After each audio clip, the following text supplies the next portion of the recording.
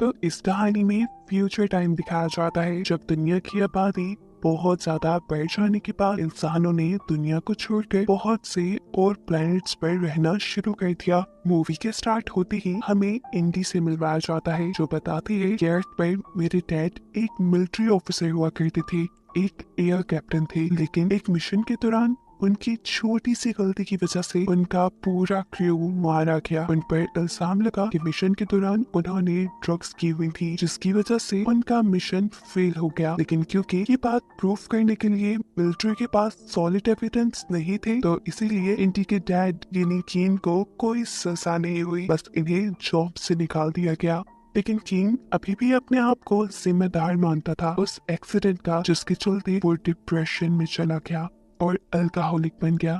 उसकी इस आदत ने उसकी वाइफ को भी उससे छीन लिया। फिर कुछ टाइम बाद किन को एक नई जॉब की ऑफर हुई एक्सॉन नामी एक कंपनी से, जिसके लिए उसे अर्थ छोड़कर एक दूसरे प्लेनेट पे जाना था। इस नए प्लेनेट पर उसे अपनी स्पेसशिप को मैनेज करना था और साथ ही कंपनी के बड़े बड़े मामलात भी देखने थे। ये कंपनी इस प्लेनेट को इंसानों के लिए रहने के काबिल बनाना चाहती है, जिसके लिए वो इसी प्लेनेट का रॉ मटेरियल इस्तेमाल कर रहे थे और यहाँ पर काम करने के लिए दुनिया से मुजरिमों को लाया गया था। इंडी और कीन इस टाइम एक स्पेसक्राफ्ट में इस प्लेनेट का विजिट कर रहे थे जब इंडी अपने डैड से कहती है मॉम को लगता है कि आपने ये जॉब इसलिए एक्सेप्ट की क्योंकि आप अर्थ वाली सारी प्रॉब्लम से भागना चाहती है। ये सुनकर उसका मूड थोड़ा खराब तो हुआ पर उसने इंडी को फील नहीं करवाया। फिर वो इंडी को लेकर अपने एयरक्राफ्ट से उतरा और इंडी को गन शूटिंग सिखाई। वो इंडी के साथ अच्छा वक्त गुजारना चाहता था जिसके कुछ ही देर बाद ये दोनों यहाँ से निकल गए। जाते हुए इन्होंने एक्सॉन कंपनी के बनाए बहुत से बंकर से खाने का सामान लिया और फिर कीन ने इंडी को इस प्लैनेट के एक डे केयर सेंटर में छोड़ दिया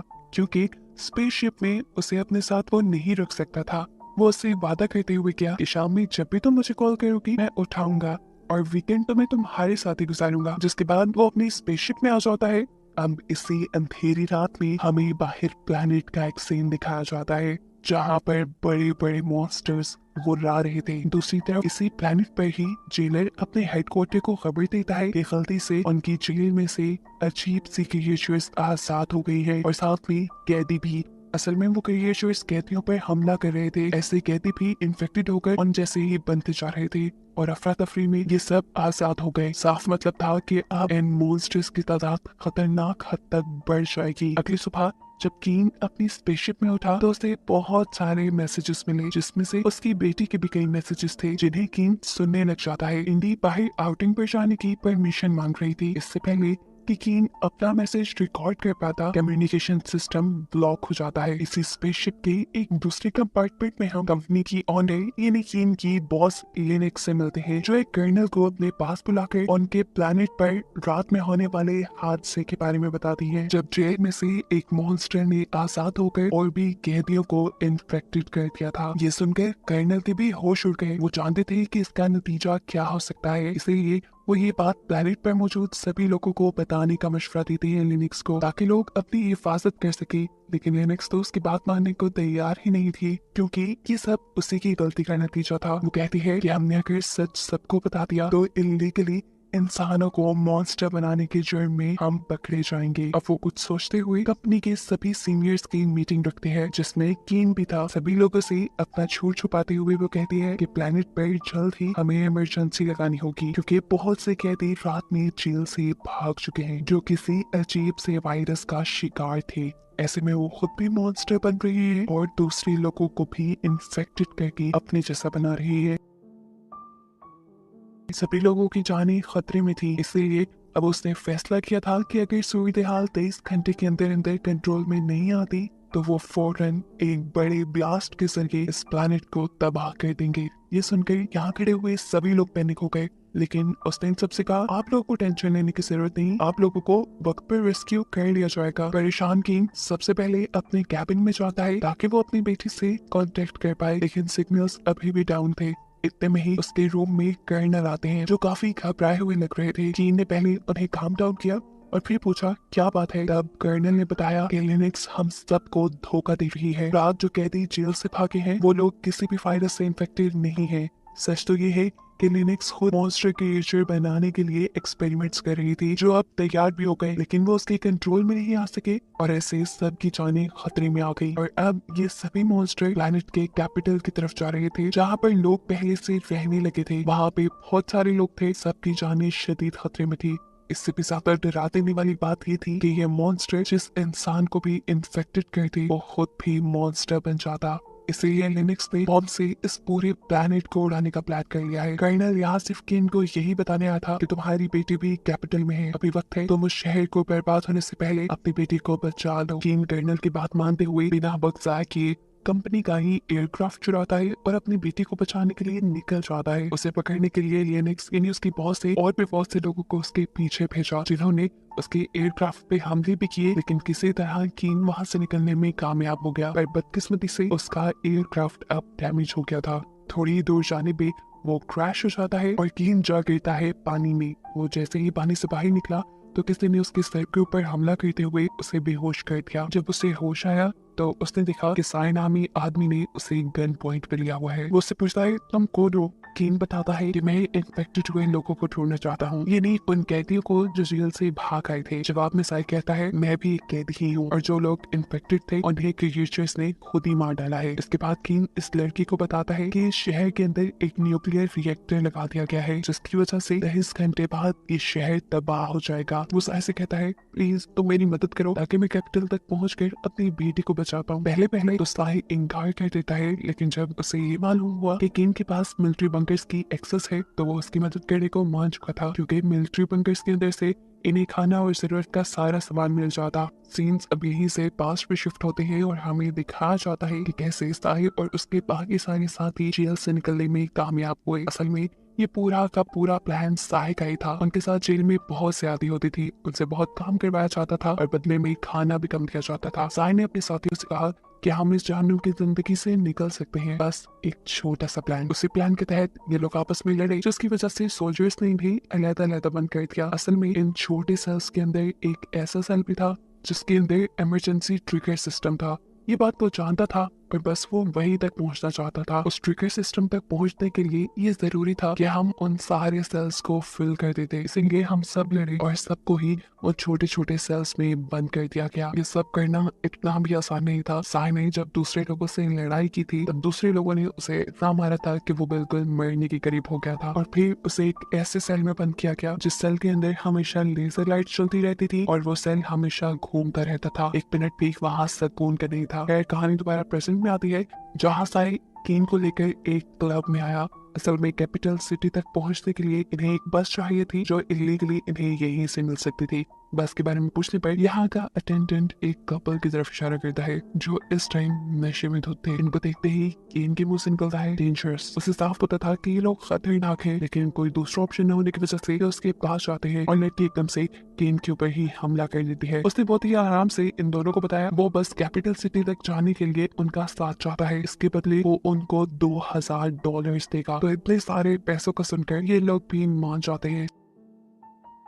सीन्स अब यहाँ से दोबारा पास्ट में शिफ्ट होते हैं और कहानी वहीं से कंटिन्यू होती है जब साय को उसकी लड़ाई के चलते एक अजीब से रोटेटरी सेल में बंद कर दिया गया था। इसी टाइम उसके दूसरे साथी को बंद किया गया था एक ऐसे सेल में जो एक खाली रूम में बना था। इस रूम के अंदर एक अजीब सी क्रिएचर भी थी। ये आदमी इस क्रिएचर को देखकर घबरा जाता है। इससे पहले कि वो अपने आप को बचाने के लिए कुछ करता, ये क्रिएचर उसके ऊपर हमला करती है और उसे भी इन्फेक्टेड करके अपने जैसा ही मॉन्स्टर बना देती है। जेल का वार्डन साय के पास जाता है और उसे भी इसी केज के अंदर ले आता है। यहाँ ले जाते हुए वार्डन से को बता देता है कि कैसे वो क्रिएचर्स दूसरों के ऊपर हमला करती है और उन्हें भी अपने ही जैसी क्रिएचर में बदल देती है। साय कंफ्यूज था कि ये लोग खुद ही इंसानों को मॉन्स्टर क्यों बना रहे हैं। जवाब में वार्डन बताता है कि इस प्लेनेट का एनवायरनमेंट बहुत ही खराब है। एक्सॉन कंपनी इंसानों को ऐसे मॉन्स्टर में इसलिए तब्दील कर रही है ताकि वो ज्यादा ताकतवर होकर हर एनवायरनमेंट में सर्वाइव करने के काबिल हो जाए। ये कहकर वो उसे उस केज में बंद कर देता है। इससे पहले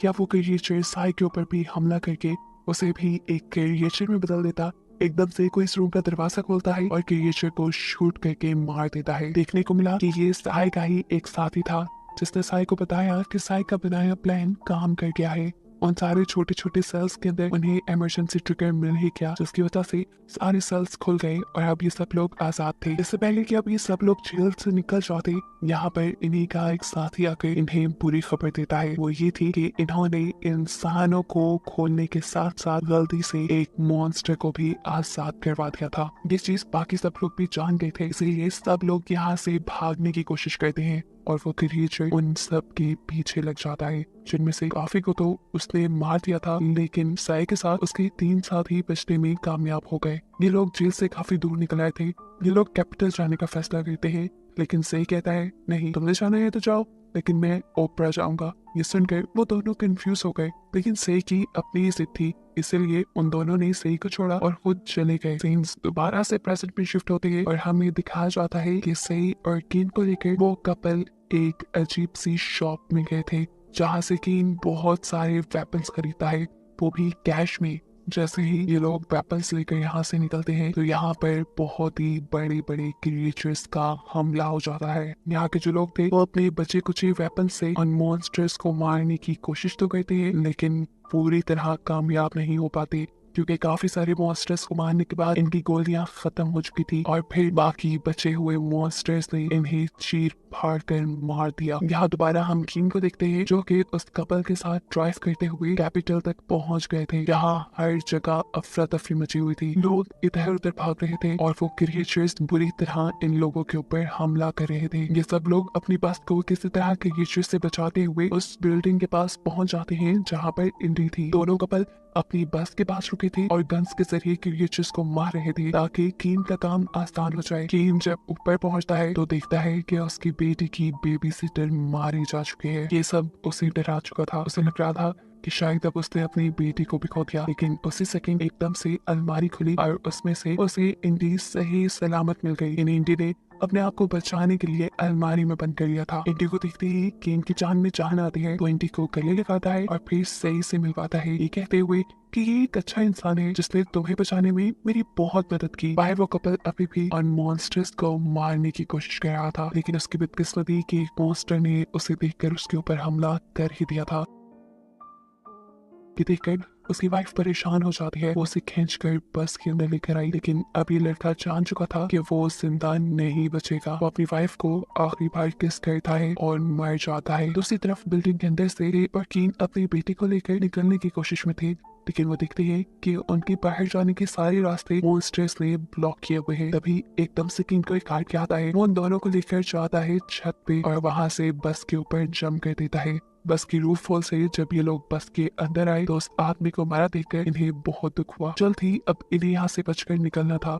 बस ड्राइव करते हुए ये लोग आगे आ गए। अब ये लोग एक मिलिट्री बंकर के पास थे, क्योंकि इन्हें बहुत सा जरूरत का सामान चाहिए था जो मिलिट्री बंकर से ही मिल सकता था। इस चीज की खबर लिनक्स को भी हो जाती है कि एक बस उनके बंकर तक पहुंच रही है, इसलिए वो अपने आदमियों को ऑर्डर देती है कि उस बस को किसी तरह रोको, नहीं तो तबाह कर दो। इस हमले की वजह से ये सब लोग पैनिक हो चुके थे। लैंडिंग के गेट के पास ज्यादा कुछ नहीं था, इसीलिए ये लोग चुपचाप बस के फ्लोर पे लेट जाते हैं ताकि काफी हद तक वो इस हमले से महफूज रह सके। इस हमले के बावजूद भी वो लड़की बस को चलाती रहती है, लेकिन फिर अगला होने वाला हमला इस बस को भी रोक देता है। ये लोग एक बंकर के करीब आ चुके थे। साय ने पीछे मुड़कर देखा तो वो शौक रह गया ये देखकर कि कीन और वो लड़की दोनों ही मारे जा चुके हैं। ऊपर एयरक्राफ्ट से होने वाले हमले अभी भी रुक नहीं रहे थे। अब साय अपने आप को और इंडी को बचाने के लिए जल्दी से एक केव में ले जाता है। असल में ये केव ही मिलिट्री बंकर थी, उन लोगों का शेल्टर थी।